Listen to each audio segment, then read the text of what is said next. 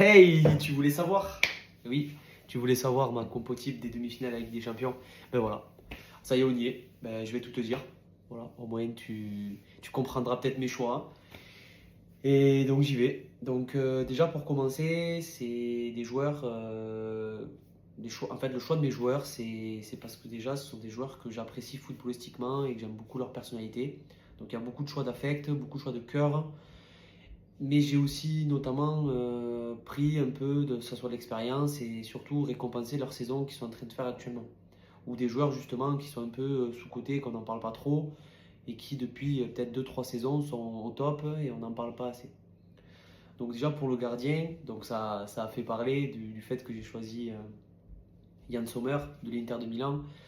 En fait, ben voilà, quand je parlais de récompense et d'expérience, ben c'est lui. C'est-à-dire que je le choisis lui parce qu'en termes d'expérience, il est là.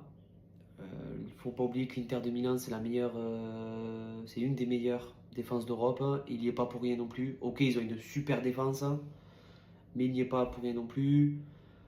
Il arrive à un âge où ben, il a cette expérience-là aussi du très haut niveau et j'ai voulu récompenser sa longévité. Donc voilà, pour moi je mets Sommer. J'hésitais avec David Raya d'Arsenal. David Raya, un gardien que j'apprécie également. Mais quand j'ai dû faire le choix entre les deux, c'est vraiment la longévité, je vais y arriver, pardon, et l'expérience qui ont primé là-dessus. Donc pour le gardien, c'est fait. Ensuite, pour l'arrière droit, donc l'arrière droit, ça a été Juren Timber. Donc Juren Timber, on n'a pas trop parlé.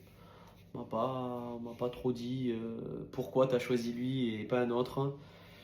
Donc déjà, j'ai pas choisi Hakimi du PSG parce que Hakimi très fort mais très offensif et j'ai voulu avoir une équipe un peu équilibrée au niveau défensif. Donc c'est pour ça que j'ai pris Juren Timber parce qu'en plus Juren Timber il sort d'une grosse blessure de l'année dernière où il a quasiment pas joué. Donc le mec il est là cette saison et ben, il est en place quoi. Donc, défensivement il est là et j'ai voulu voilà récompenser sa belle saison et le fait qu'il soit revenu de blessure et qu'il soit au top malgré le retour de sa blessure. Et ce qui est bien, c'est que maintenant il montre le potentiel qu'il avait il y a deux ans quand Arsenal l'a recruté. Ensuite, la charnière centrale, ben, Saliba, Bastoni, pas trop de débat les gars. Saliba, on sait que c'est un des meilleurs au monde. Bastoni, ben, c'est un peu pareil que Saliba. Pareil, lui, ça fait deux trois ans qu'il est au top défensivement et au top mondial. Donc moi, pour moi, des quatre équipes encore en lice, cette charnière-là, c'est la meilleure qu'il peut y avoir. Voilà. Ensuite, pour l'arrière gauche, je vous avoue, c'est mon petit chouchou, Lewis Kelly. Voilà, Lewis Kelly, tout jeune de 17 ans, bientôt 18 ans. Le mec, il a pas peur, quoi, il joue. Il joue, je veux récompenser sa très belle saison qu'il fait malgré son jeune âge. Faut pas oublier que c'est un milieu de terrain à la base qui a été là reconverti en arrière gauche. Donc en fait, dans cette défense à 4 que j'ai mis avec Juren Timber, Saliba, Bastoni et lui, là, Lewis Kelly, ben, le fait que ça soit un peu un faux latéral, comme j'appelle, hein, qui va un peu se recentrer au milieu de terrain pour aller créer du jeu, mais derrière, ça fait une défense à 3 où Juren Timber revient défenseur central. Donc je trouvais que l'alchimie des 4 et cette défense à 4 pour moi était très bien au niveau équilibre, au niveau défensif et au niveau jeu ballon aussi. Hein. Parce qu'il faut pas oublier que Bastoni, je ne l'ai pas dit, mais c'est un très très bon relanceur aussi. Hein. Voilà, donc moi, je suis assez content de ma défense pour ça justement. Donc ouais, Lewis Kelly, faut pas oublier que c'est pas son poste de base, défenseur gauche, et Arteta cette année l'a révélé en tant qu'arrière gauche. Donc j'approuve mon petit Lewis Kelly. Ensuite au milieu de terrain, ben voilà, hein, j'avais mis Joao Neves. Ben écoutez, franchement, en tant que 6 actuellement, alors c'est à l'affect, hein, comme je vous ai dit, moi j'aime beaucoup ce petit joueur. Voilà, il est petit gabarit, il perd pas le ballon, techniquement c'est là. Tu pourrais te dire, ouais, il est tout petit, il va se faire bouger au milieu, etc. Ben ouais, il peut se faire bouger, mais en fait, on ne bouge pas parce que tellement il est technique que il perd pas le ballon, quoi. Donc, j'ai mis lui parce que ben, c'est comme avec Vitinha, en fait. J'hésitais entre les deux, sauf que Vitinha, pour moi, c'est un milieu qui est un peu plus haut que Joao Neves. Donc, c'est plutôt 8 Vitinha. Et donc, en fait, ben, c'est pour ça que j'ai choisi Joao Neves. Et donc en autre 6, j'en avais pas un autre qui me donnait envie de mettre sur ma compo. Ensuite, ben, Declan Rice. Hein. Declan Rice, c'est un des chouchous aussi. Depuis 2 saisons, il est au top. Hein. C'est lui qui. C'est lui qui est un peu pas le métronome, mais c'est lui qui porte un peu le milieu de terrain d'Arsenal avec Odegaard.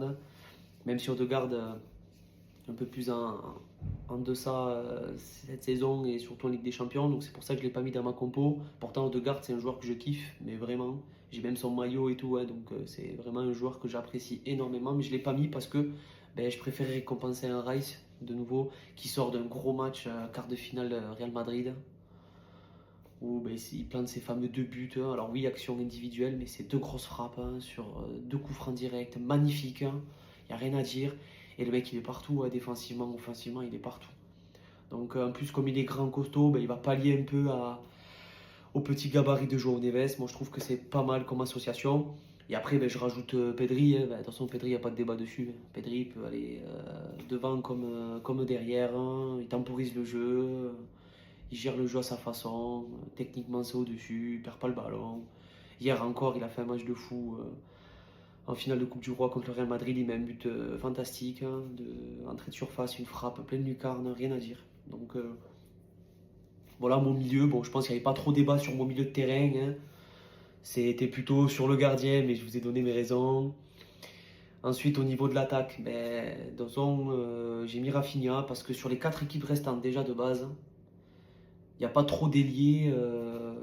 Il y a pas trop d'ailiers qui performent. Hein. Arsenal, il n'y en a pas. Pardon, l'Inter de Milan, il joue sans ailier pur. Et donc, après, il y avait le PSG ou Barça. De toute façon, bref, il n'y a pas de débat sur Rafinha. En tant qu'ailier gauche en ce moment, ben, c'est un des meilleurs. Après, je vous avoue que j'avais hésité avec Désiré Doué. Parce que, comme je vous ai dit, je joue beaucoup à l'affect et il y a des joueurs de ballon que j'aime. Ben, Désiré Doué, moi, je le trouve exceptionnel, ce joueur. Il est vraiment très très fort. Mais j'ai voulu récompenser un Rafinha qui fait une saison de fou. À presque 40 buts là déjà cette saison. Qui casse tout en Ligue des Champions. Enfin bref, il y a pas de débat entre Rafinha et Doué, donc j'ai mis Rafinha pour récompenser sa belle saison. Et voilà, donc ensuite, ben là où ça a fait parler, donc en arrière droit, j'ai mis Bukayo Saka. Donc beaucoup m'ont dit, oui, moi j'aurais mis Lamine Yamal, etc. Il est vrai, il y a Lamine Yamal très très très fort. Vraiment, il n'y a rien à dire sur ce joueur. Encore hier, il sort une masterclass dans le match. Mais encore une fois, j'ai préféré privilégier Saka dans le sens où, avec l'expérience des matchs qu'il a déjà eu, Saka, Yamal, ça fait 1 saison et demie, allez voir 2, qu'il est euh, professionnel et qu'il joue. Saka, ça fait plusieurs années, mais c'est surtout que Saka, il a connu des moments difficiles avec Arsenal. Donc il sait jouer des matchs où il y a des moments difficiles, où il faut un peu se sacrifier, etc. Je dis pas qu'Yamal ne sait pas le faire, mais encore Yamal est jeune. Là, il est dans un Barça où c'est en feu et ils n'ont pas de problème, où ça joue au ballon et ça se régale. Donc, alors qu'un Saka, il a connu un Arsenal beaucoup plus malade que maintenant, un Arsenal qui avait du mal, où il a dû défendre, où il a dû peut-être se sacrifier pour les autres et pas être autant décisif qu'il l'est. Donc j'ai préféré voilà, privilégier un Saka, surtout que ben, moi je vois un peu dans mon 4-3-3 que j'ai mis, Saka revenir un peu dans l'axe et être un peu ce distributeur pour les attaquants et aider aussi au milieu de terrain parce qu'avec sa vivacité, son jeu technique et son petit gabarit, moi je trouvais que ça allait bien. Voilà. Et encore une fois, je suis un peu à l'affect aussi, mais Saka c'est pas mon joueur préféré, mais c'est un joueur d'Arsenal et je supporte Arsenal. Mais c'est surtout que voilà, c'est dans le sens où ben, on arrive en demi-finale Ligue des Champions, c'est plus la cour de récréation. Et là, il va falloir jouer un peu avec l'expérience, etc.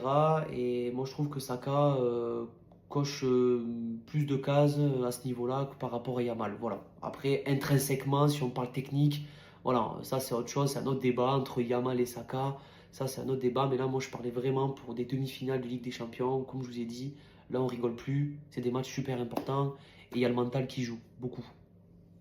Et ensuite, ben, neuf, attention, il n'y avait pas trop de débat non plus. Hein. Lautaro Martinez, hein, déjà, sur les 4 équipes restantes, ben, il ne reste pas de neuf. Hein. Arsenal, il joue sans neuf. Hein. Le PSG, il joue sans neuf. Hein. Lewandowski, ben, au Barça, déjà, il est blessé. Et en plus, ben, c'est du Lewy, mais Si tu compares Lewy et Lautaro Martinez cette saison, les cinq derniers matchs de Ligue des Champions, il est 5 fois décisif. Je crois que c'est un record dans la compétition. Ou c'est un record pour un joueur de l'Inter de Milan, je ne sais plus exactement. Mais en plus, ça fait 2-3 ans que Lautaro, ben, on n'en parle pas, mais c'est lui qui porte l'équipe de l'Inter, c'est lui qui est décisif dans l'attaque de l'Inter de Milan. Qu'on lui mette Lukaku, Arnautovic, cette année Marcus Thuram ou Alexis Sanchez ou autre, ben, le mec il est là. Le mec il est là, il marque, et en fait il se sacrifie pour l'équipe. En plus c'est le capitaine, et c'est le capitaine de ma compo aussi parce que ben, il a ce caractère, cette niaque un peu à l'Argentine où ça lâche pas. Le mec il est champion du monde 2022, ok il a peut-être pas joué tous les matchs, mais le mec quand il allait sur le terrain, il a marqué dans des moments décisifs de la Coupe du Monde. Il marque tout le temps, voilà. Lautaro c'est Lautaro, et on peut pas. Il y en a qui l'aiment pas, mais on peut pas lui enlever ça on peut pas lui enlever le fait que ben, il se bat pour son équipe, hein, et qu'il se sacrifie aussi et que il est décisif quand il faut. Voilà un peu d'explications. Donc pareil, n'hésite pas à me dire en commentaire ce que tu en penses, hein, si j'ai bien été assez explicite. Si tu veux qu'on en reparle, il n'y a pas de problème. Je suis ouvert à ce que tu me donnes toi aussi ta compo, ton 11 type et tes choix de pourquoi tu choisirais un tel joueur pas plus qu'un autre. Et donc vous l'avez bien vu aussi sur la miniature, c'est que il y a un abonné qui m'a envoyé son 11 type et qui a voulu que ben, j'en débatte un peu avec lui. Donc on l'a fait en message privé, etc. Donc c'était plutôt cool. Il m'a envoyé son 11 type, donc vous le voyez sur la miniature. Je vais également le mettre sur les réseaux sociaux, en réel Insta et en short YouTube, où vous pourrez ben, justement choisir quelle équipe vous préférez, si vous préférez la mienne ou si vous préférez la sienne. Donc jouer le jeu, c'est cool. Je compte sur vous pour booster les likes, vous abonner aussi. N'oubliez pas de vous abonner, c'est super important, que ce soit sur les réseaux et surtout sur YouTube. Abonnez-vous. Donc pour ce petit jeu entre moi et l'abonné, de savoir quelle équipe vous préférez, ben pareil, en commentaire, vous mettez celle que vous préférez. Et n'hésitez pas, moi, voilà, à expliquer vos choix à vous. Et voilà, je suis ouvert à toute discussion, comme d'habitude. C'est le but de ma chaîne. Donc n'hésitez pas. Et merci encore pour tout, pour la vidéo précédente, pour les commentaires super positifs, hein, les partages, les likes et tout. Continuez comme ça, moi c'est ce qui me donne envie de continuer. Il y a pas mal de boulot, je vous cache pas, hein, que derrière tout ça, et je fais énormément de boulot. Donc justement, c'est parce que ben, en fait, vous me récompensez, donc j'ai envie de faire plus et de vous récompenser. Voilà, c'est du donnant-donnant, du win-to-win. Donc voilà, n'hésitez pas. Merci encore. À bientôt les copains et tchuss.